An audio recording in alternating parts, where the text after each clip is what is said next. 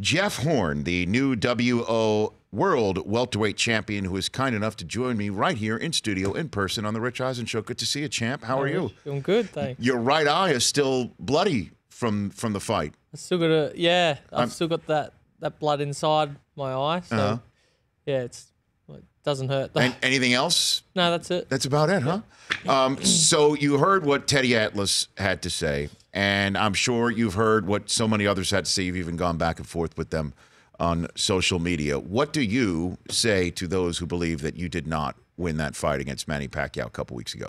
There's not much I can say. The people that aren't going to believe are usually the ones that are going to continue not to believe. So I guess I felt like I won the fight. So that's all really matters is I feel like I won. At what point in the fight do you think, you had this fight in your gloves, do you think? So after the first half of the fight, so the first 6 rounds, I felt like I'd won majority of the first rounds, and then I finished the fight off strong. So I felt like that was enough to win it. Now, when you're standing there, you're expecting to hear your name called by Michael Buffer right there? Not Jeff? Necessarily, because I knew it was going to be hard to get a decision against Manny, and I was expected and pictured for myself if it went down to a decision, I probably wouldn't get it, but I was very, very happy at even the time. in your hometown? I mean, even exactly. in your home country? I mean, yeah, but still, Manny's Manny, and he's a very hard legend to beat, and that's what I thought. The judges were going to be watching Manny more than myself, but they were very fair. Now, do you think you would have won this fight if it was in the Philippines, Jeff? It's same judges? Yeah. I don't know. I think the judging what happened was very fair, so I guess it was the same people there in the Philippines. It would have been the same result. After the 9th round, the ref we could hear in the ESPN coverage told you, show me something. Essentially, you're not showing me enough, is what I took it to mean. Did you take that warning to mean that too? Yeah. I was kind of surprised. It was my worst round for sure, the round 9, and he came up to me in the break and said, show me something or else I'm going to stop this fight. And I was just like, hey, hold on a second. I was like, I'm not too bad. Like I felt pretty much fully recovered by then when I sat down and had a few seconds. So I wanted to make sure I showed him something in the next few rounds. Jeff Horn, Jeff the Hornet Horn, the champ of the WBO World Welterweight World, joining us here on the Rich Eisen Show. And because, with that sentiment that the referee was communicating to you at that point in time, I think as you saw on social media afterwards and you heard from Teddy Atlas, that was a belief that was being shared by a large population that was consuming the fight at the time.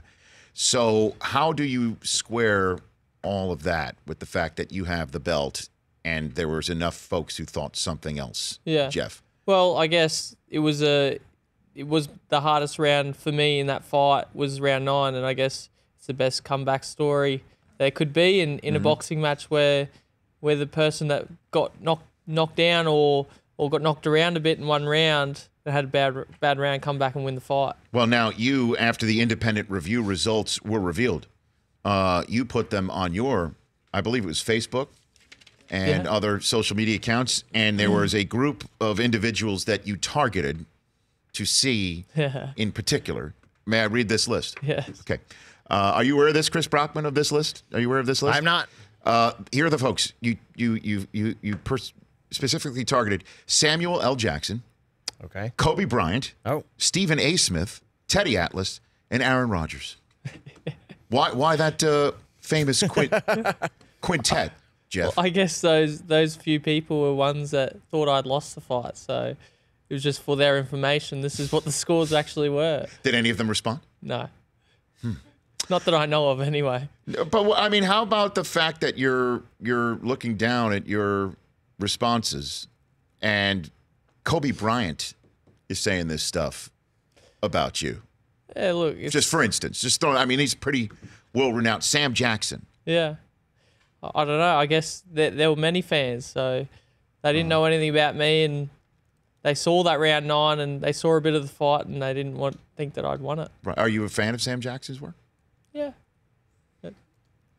I'm just trying to see if there's a mutual admiration society, because he's obviously a fan of your work, in a way, one way to put it. You don't have a comment on snakes on a plane, or Not really. okay? All right, just trying to throw that out there. And how Aaron Rodgers? Do you know of him in Australia? No. So how come you tagged him? Just because you heard he's a famous guy, pretty much? Or? I actually wasn't even the person that put that post up. So. The truth comes out.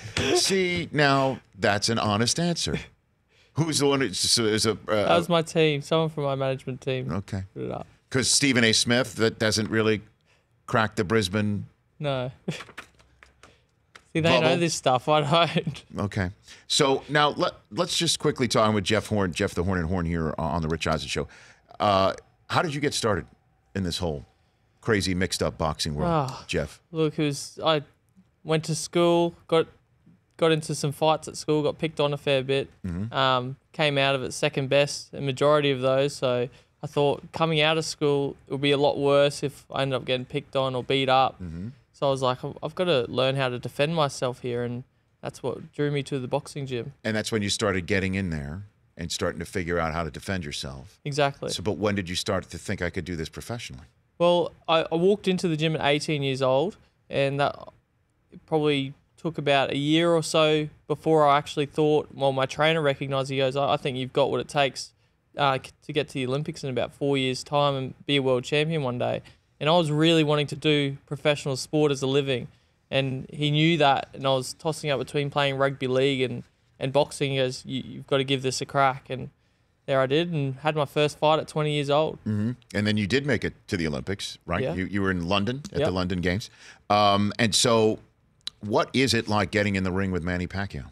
Oh, it's an amazing experience, but like the whole build-up, seeing Manny across from me on the table, talking to him, having face-offs with him, but in the ring, that completely switched off for me. It was just another person. I had to be, or else I was going to be too overawed by who was standing across from me. Now, when you do the face-to-face with him, I mean, have you ever done a face-to-face with a fighter and go, wow, that guy really needs to take a shower or needs to brush his teeth or any, like, No. I've always thought that because, I mean, you're really so close to the guy. No, I have never thought that before. Never. I suppose you're only thinking about one thing, that's just looking in their eyes and seeing what they're thinking, and trying to break them. All I would do is, like, if I did that with you or anybody, I would just say, this is the stupidest, silliest thing I've ever done to another human being. And when can this end? Because this is particularly awkward.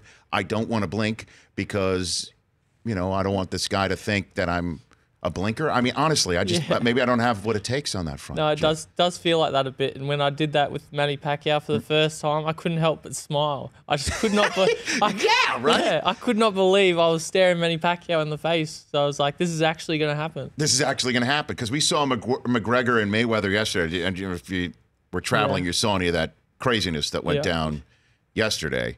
And I'm just thinking that these guys are. Do they genuinely dislike each other? Do you genuinely have to work up dislike for an opponent? I mean, I don't. I don't think everyone does. It depends on your personality, but right. I'm just doing a job in there. I'm just doing what I need to do to win a fight. Don't need to dislike the person, but if they want to try and make themselves disliked, then I will. Have you ever tried MMA? Did you ever try that? Okay. So what do you think of the Mayweather-McGregor fight? I think it should be an easy win for Mayweather. It's a boxing fight. If it was a UFC fight, it would be an easy win for McGregor. It's just the way it is. So you think it's just as simple as it's his ring, not McGregor's ring. It's his art's form, not McGregor's, and that's the end of that. Exactly. That's basically what's going to happen. If Mayweather doesn't want to be hit by Conor McGregor by punches, he's not going to be hit. The only thing is if he throws some type of wild punch that he's never seen before, but I think Mayweather's seen everything. Couple more minutes here with Jeff the Hornet Horn, the WBO World Welterweight Champion. Where is the belt right now? The belt is getting guarded safely by my dad in Australia. So the belt is not on this continent? No. Not in this hemisphere, essentially? No. Brockman, am I right on the hemisphere front? Southern hemisphere, Thank you. Okay. Are we in the southern hemisphere? No, we're in the northern hemisphere. We're in the northern okay, hemisphere. Just want to make sure that. So it's not even in this hemisphere? No. Your dad is guarding it? Yes. How big is your dad? He's not that big. He's pretty small. So you better come at him correct. Is he scrappy? Yeah. I mean, like, what are you? He's just smart. He's got it. And so what is the status of a rematch? I know there's a rematch clause between you and Manny Pacquiao. Yeah, what are the it. conversations right now? It's all up to Pacquiao. At the moment, it's in his boat. We're just waiting to see what he's going to say. He's been offered it. He's got the rematch clause. We're just waiting to see what he decides. What if he says it's got to be in the Philippines? I'd prefer it not to be, because I think I might get destroyed over there by Filipinos. But You mean just on the streets yeah, of the possibly. Philippines? I don't think they like me very much at the moment. But in all seriousness, do you think you could get a fair fight in the Philippines? I don't know. It depends on the judges, I suppose, and it should be the same. Mm-hmm. Like if the judges are fair, then it should be a fair decision. Mm-hmm. So you're waiting here for Manny Pacquiao. You prefer? Do you have a preferred location? Yeah, definitely. I'd love to fight again in Australia and Brisbane especially. Yeah, sure. I can go from my bed to the fight. What if we could move some furniture around here? Oh yeah, we can make some room here. How about Yeah. here? Yeah, why not? We're not big guys. We'll fit in here. I mean, we've got a cafeteria across the way. An endless supply of water. Lots of I mean, water. we can keep you hydrated. Yep. Yeah. Yeah. Yes. I mean, Yeah. you see, look at all the people that are just walking right behind us. We can get a good crowd together.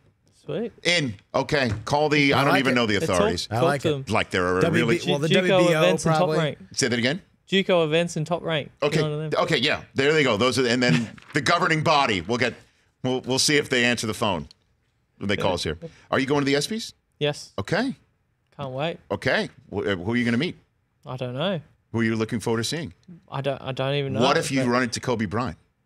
I'll say hello. I've seen him before. I'm pretty sure I saw him at the Olympics. Stephen A. Smith's going to be there. Aaron Rodgers should be there. And Sam Jackson's a former host of the ESPYs. You might run into damn near everybody. Yeah. I don't think Teddy Atlas is going. Probably not. But good to see you. Congratulations, Thank you. Jeff Horn. You bet. That's Jeff Horn, the WBO World Welterweight Champion of the World, here on The Rich Eisen Show. The Rich Eisen Show, weekdays at noon Eastern on radio stations across the country and audience. If you like that, please download our app. There's lots of fun things there other than just more of the videos you just saw. You can call us from the app. You can email us from the app. Just download it. Trust me, you'll enjoy it.